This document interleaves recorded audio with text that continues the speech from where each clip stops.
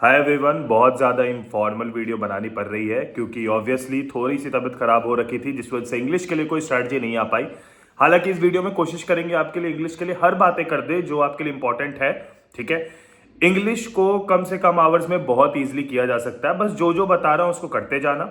सबसे पहले हम लोग स्टार्ट करेंगे फ्रॉम द रीडिंग सेक्शन। ठीक है, अब देखो रीडिंग सेक्शन में सबसे इंपॉर्टेंट चीज जो मैं अपने एंड से बताना चाहता हूं, देखो मेरे पर्सनली इंग्लिश में यार 96 आए थे और उसका one of the biggest reason यही था because I didn't focused only on the literature part but I focused on the reading and writing both.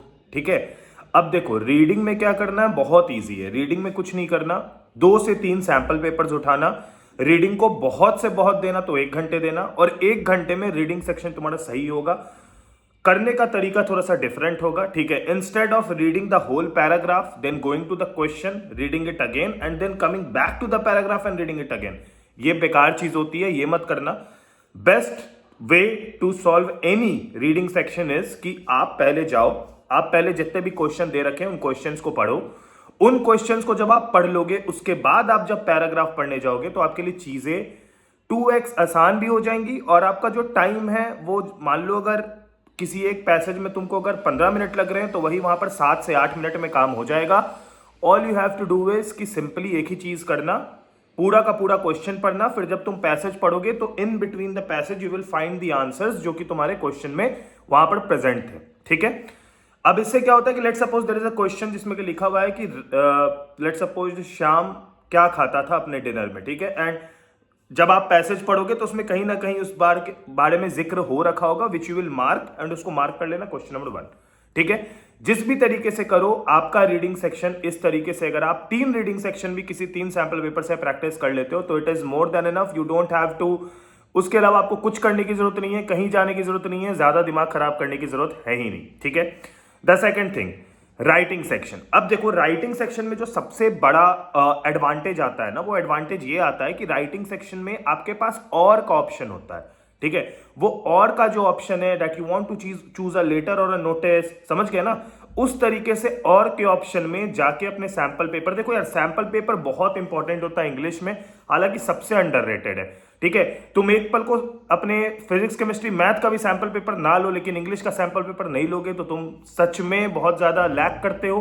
कोशिश करना कि अगर नहीं भी है तो ऑनलाइन निकाल ले, देखो बहुत फ्री मटेरियल्स है दुनिया में, ठीक है ना, बहुत लीक्ड मटेरियल्स भी है, जो भी सही लगे, कोई साम दाम दंड भेद लगाना पड़े, कहीं से भी सैंपल पेपर ले आओ, उसमें जाके देखो।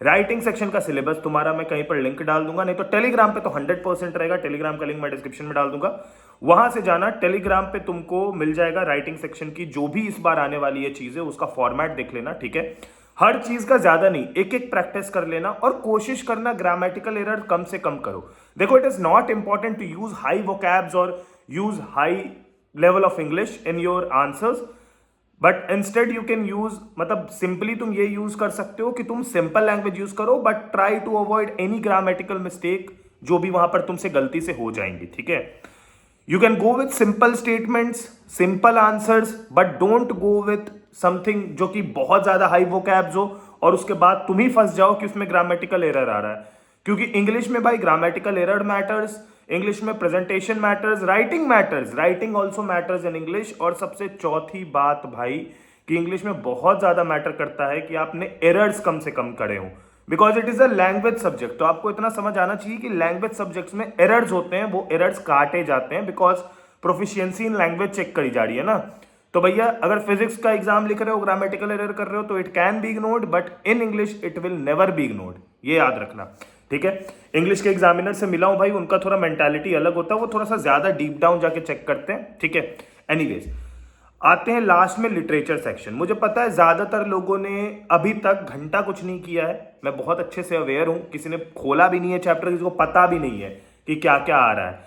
इस चीज का सॉल्यूशन बहुत सिंपल है, मतलब एक्सट्रीम सिंपल, वो ये है, एक चैनल बता दूंगा, ठीक है, उसकी प्लेलिस्ट डाल दूंगा, सब कुछ टेलीग्राम पे डाल दूंगा, कोई टेंशन नहीं है, सब सामने रहेगा, बस उठा उठा के वीडियोस देख लेना। ठीक है, रीडिंग, राइटिंग और लिटरेचर तीनों की वीडियोस वहां पर मैं बेस्ट डाल दूंगा, वहां से उठा के बस उसे देख लेना। ठीक है, जितने भी चैप्टर्स हैं, जितने भी चैप्टर्स आ रहे हैं लिटरेचर सेक्शन में, सारे चैप्टर्स की समरी देखनी होगी, ठीक है। अभी डिटेल्ड में नहीं जा सकते। देखो एक चीज मैं बताता हूं, लाइन बाय लाइन आपको पढ़ने की जरूरत नहीं होती है तब जब आपको चीजें लिखने आती हैं, ठीक है। इंग्लिश में जब आप आंसर्स लिखते हो तो आप बहुत इजीली लिख दोगे। अगर आपको कहानी पता है, you will see the questions और आपके माइंड में आराम से आंसर्स बनने लगेंगे विच यू विल राइट, ठीक है। क्वेश्चन ये करना है, कोशिश ये करना है कि आपको जितने से ज्यादा हो सके, जितने ज्यादा हो सके आप डिटेल्ड आंसर्स लिखो, ठीक है। डोंट ब्रैकेट, उसको लंबा नहीं खींचो, but obviously try to solve it in 4 to 5 lines. वो भी एक बेटर तरीके से जिसमें कि चीजें रिपीट नहीं हो रही हो। रिपीटिशन बहुत बेकार हो जाता है अगर आप आंसर में लिटरेचर के रिपीटिशन कर रहे हो। आपने एक बार लिख दिया कि श्याम आम खाता और उसके बाद उसको आप 4 बार कहीं पे भी रिपीट कर रहे हो अपने 6 लाइन के सेंटेंस में, तो वो बहुत बेकार हो जाता है। तो कोशिश करना रिपीटिशन से बचो, कोशिश करना इन सभी चीजों से बचो और कोशिश करना कि अपना मैक्स टू मैक्स दो, ठीक है। ज्यादा नहीं, 6 घंटे का स्प्लिट ले लो, 1 घंटे रीडिंग सेक्शन, 1 घंटे राइटिंग सेक्शन, बाकी के 4 घंटे लिटरेचर की सारी वीडियोस देखो। 10 से 15 मिनट की वन शॉट देखो, हर चैप्टर की अवेलेबल है यूट्यूब पे। नहीं मिलेगी टेलीग्राम पे जाना, वहां पर मैंने ऑलरेडी अपलोड कर दी, ठीक है। टेंशन मुक्त रहो, टेंशन फ्री रहो, उतना टेंशन लेने की जरूरत नहीं है। और मेरे को थोड़ा सा माफ कर देना कि मैं बहुत अच्छी सेटअप के साथ आज वीडियो नहीं बना पाया, बिकॉज ऑब्वियसली मेरी तबियत काफी ज्यादा खराब है। मैथ्स एग्जाम के बाद पता नहीं क्या हुआ, I wanted to upload a video but I was not able to, ठीक है। मैं कहीं गया था, वहां से मैं वापस आया, फिर आते ही मेरी तबियत खराब हो गई सीजन चेंज होने की वजह से। तो ये एक इश्यू हो गया था जिस वजह से वीडियोस नहीं आ पाई इंग्लिश की, पर टेंशन नहीं लेना, ठीक है।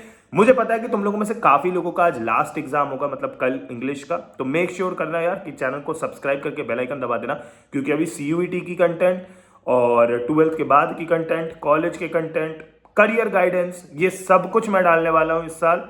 सब कुछ प्लान प्रिपेयर्ड है, तो सब्सक्राइब करके बेल आइकन जरूर दबा लेना। All the best for your English exam, और नीचे कमेंट में भर दो कि आई विल डू इट, ठीक है, इंग्लिश एग्जाम के लिए। तब तक के लिए अपना ख्याल रखना। Bye bye, take care and peace. जय हिंद, वंदे मातरम।